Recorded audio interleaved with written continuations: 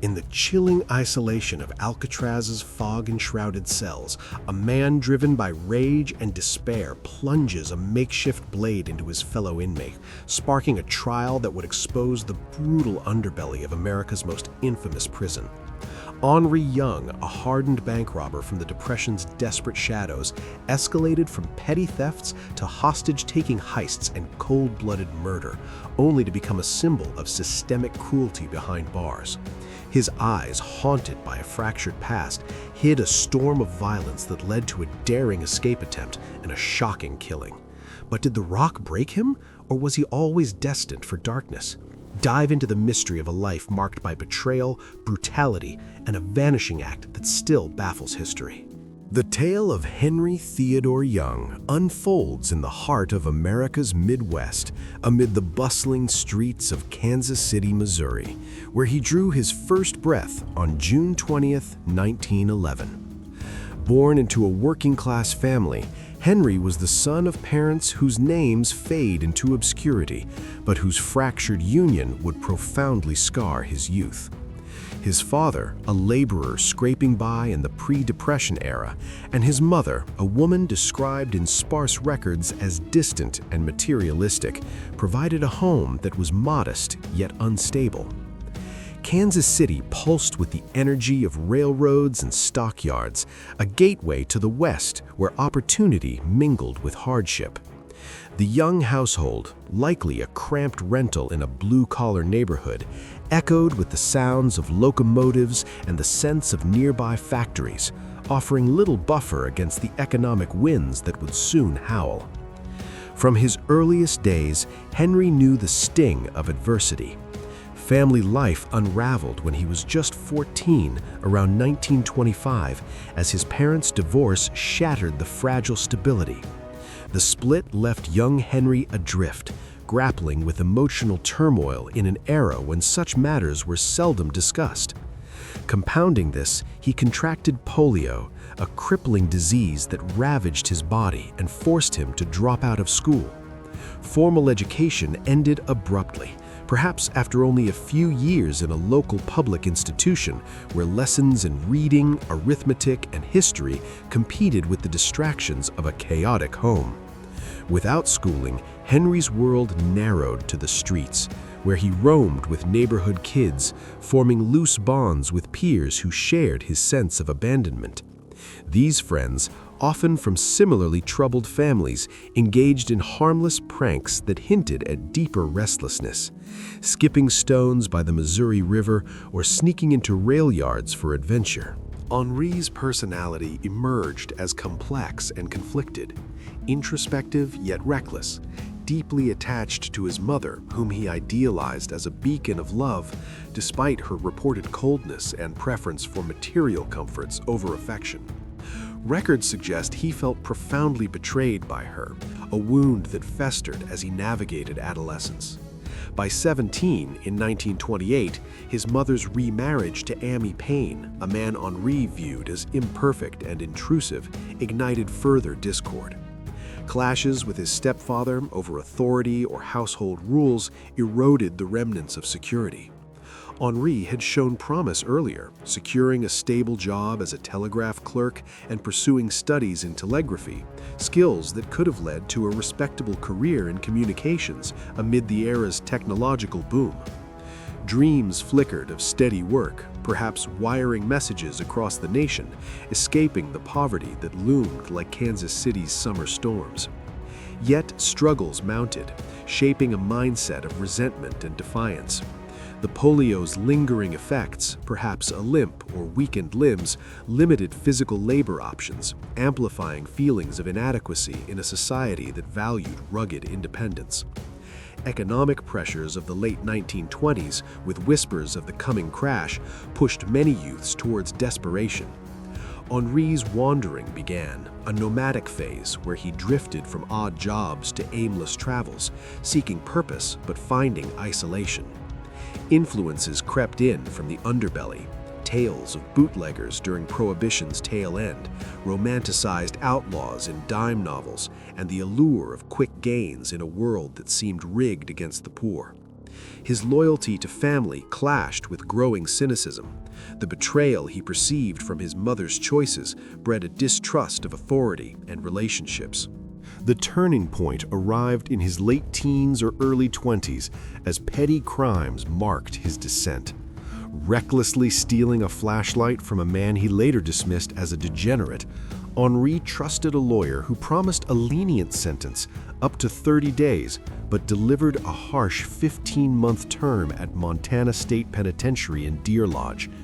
This betrayal, real or perceived, crystallized his hardening worldview. Society was unforgiving, promises empty, and survival demanded cunning over trust. Released around 1933 amid the Great Depression's depths, Henri vowed to master the criminal arts, viewing crime not as vice, but necessity.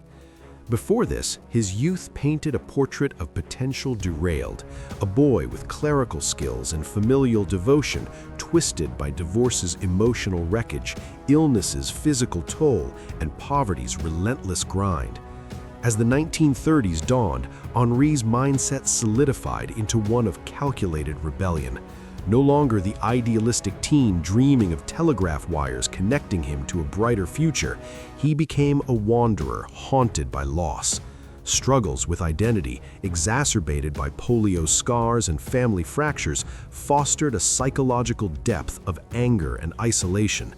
Friends from his Kansas City days faded, replaced by transient associates in the Northwest, where he migrated seeking opportunity but finding only dead ends. The environment shifted from urban Midwest to rugged Pacific states, with Montana's vast plains and Washington's forested hills offering hideouts but no redemption.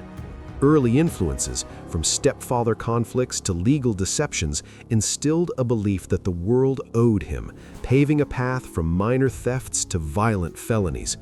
In this cinematic flashback, viewers glimpse a youth not born evil, but molded by circumstance into a man teetering on the abyss, his dreams of stability dissolving like mist over the Missouri.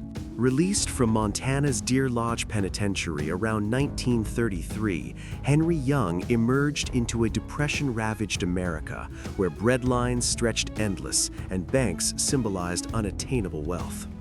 No longer content with petty larceny, he relocated to Washington State, drawn by its remote towns and easy borders for evasion. His entry into serious crime was deliberate, a self-proclaimed dedication to mastering burglary, robbery, and worse. Starting small, he targeted homes and stores, honing skills in lockpicking and stealth amid the Northwest's foggy nights.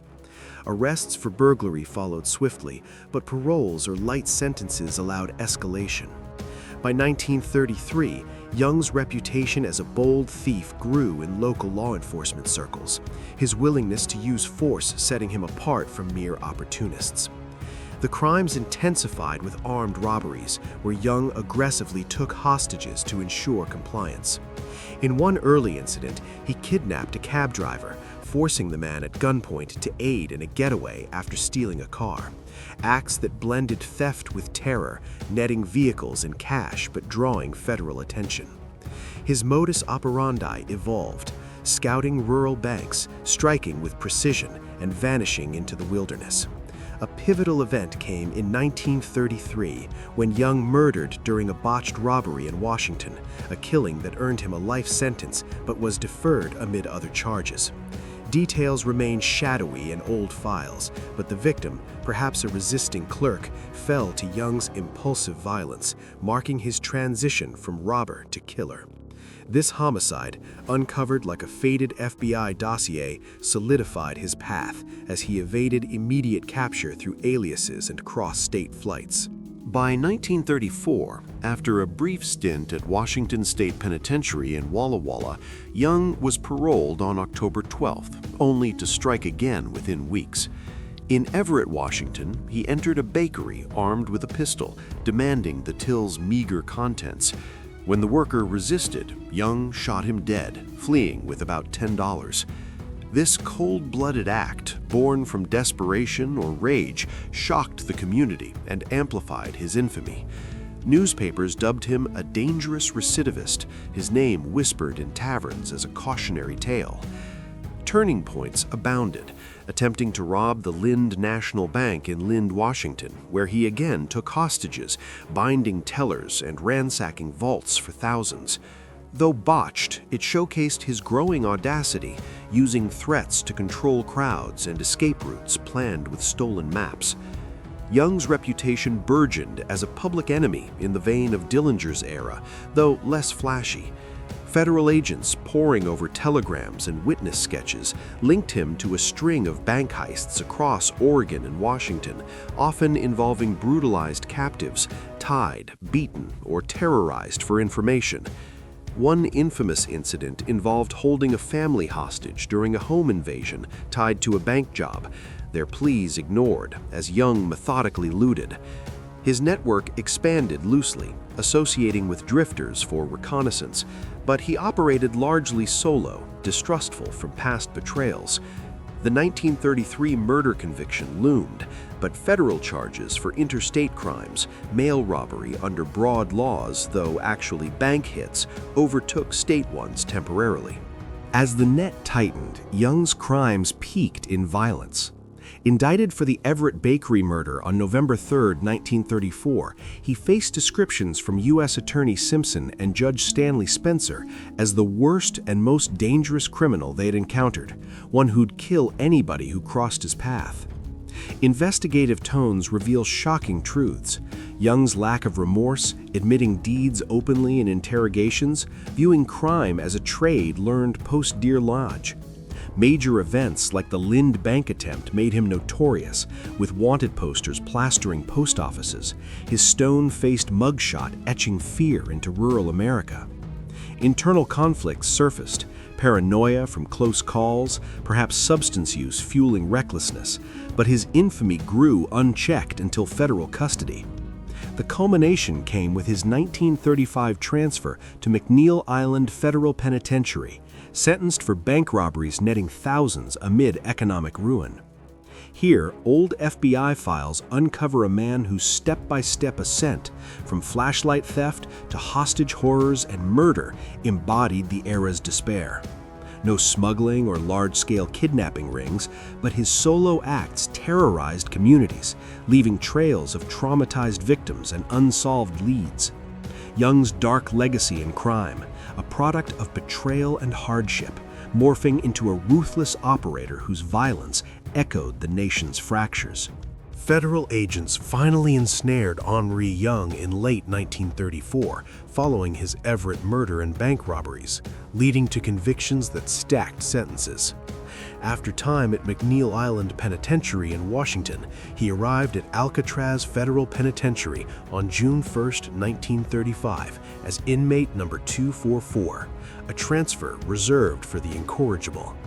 The Rock, perched on San Francisco Bay's treacherous waters, greeted him with a foggy chill and the clang of ferry chains. Stripped, searched, and uniformed, Young was marched through echoing corridors to a standard cell, 9 by 5 feet of cold concrete, furnished with a cot, sink, toilet, and electric light, stark but functional in the 1930s era of rigid discipline. Daily life at Alcatraz was a grinding regimen designed to crush spirits. Reveille at 6:30 a.m., silent meals in the mess hall with utensils tallied to prevent weapons, and labor in industries like the tailor shop or laundry under guards' vigilant gazes from catwalks. The atmosphere reeked of saltwater dampness, foghorns wailing like lost souls, while distant city lights mocked across the bay. Guards, stern in crisp uniforms, enforced the silent system, banning casual talk to heighten isolation. Young's behavior veered defiant, accumulating dozens of infractions, minor like tobacco possession, major like weapon making. He showed no reformist bent, openly admitting misdeeds and associating with hardened inmates like Alvin Karpus and Harmon Whaley. Interactions with notorious figures abounded. He bonded with Rufus McCain over shared resentments, though tensions simmered. Violent at times, manipulative in alliances, Young navigated racial divides and contraband trades with cunning.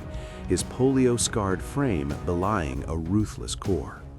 Escape attempts defined his tenure.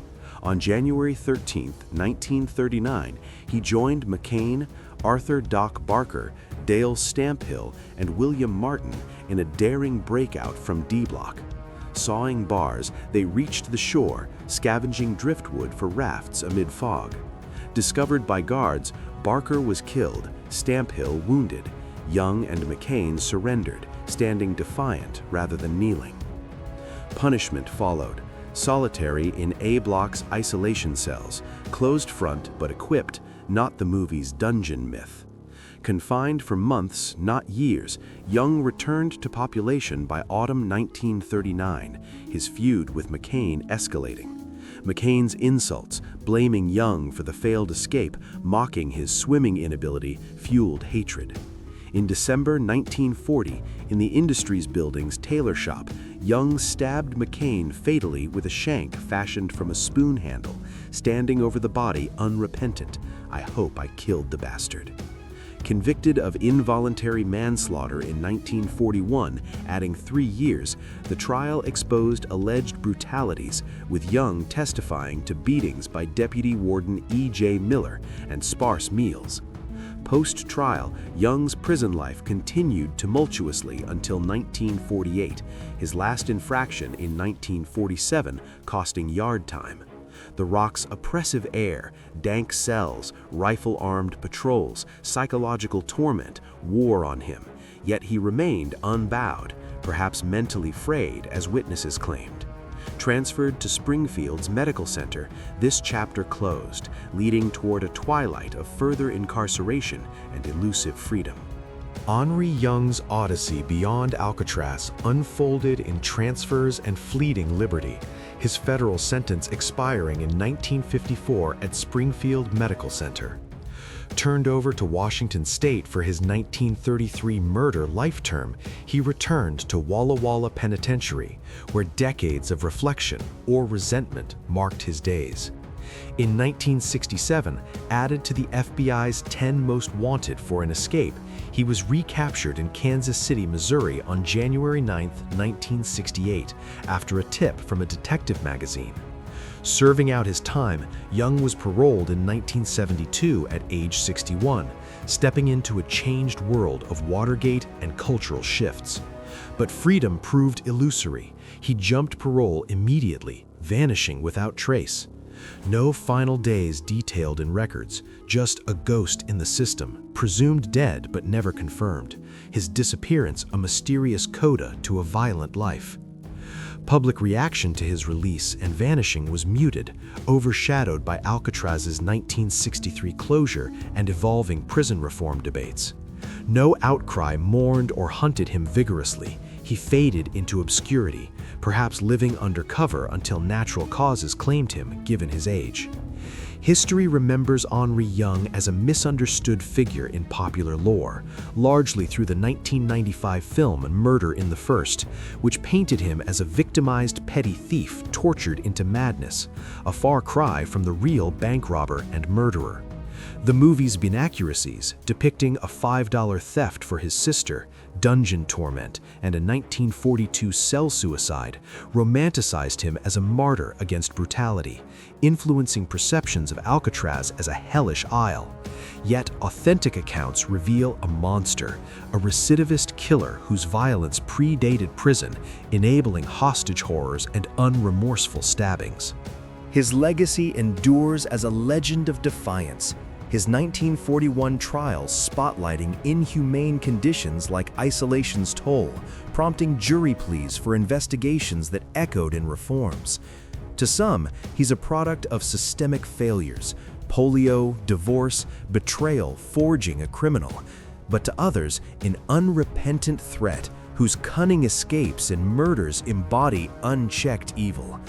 Songs like Casey Chambers' Behind the Eyes of Henri Young capture his enigma, blending fact with myth.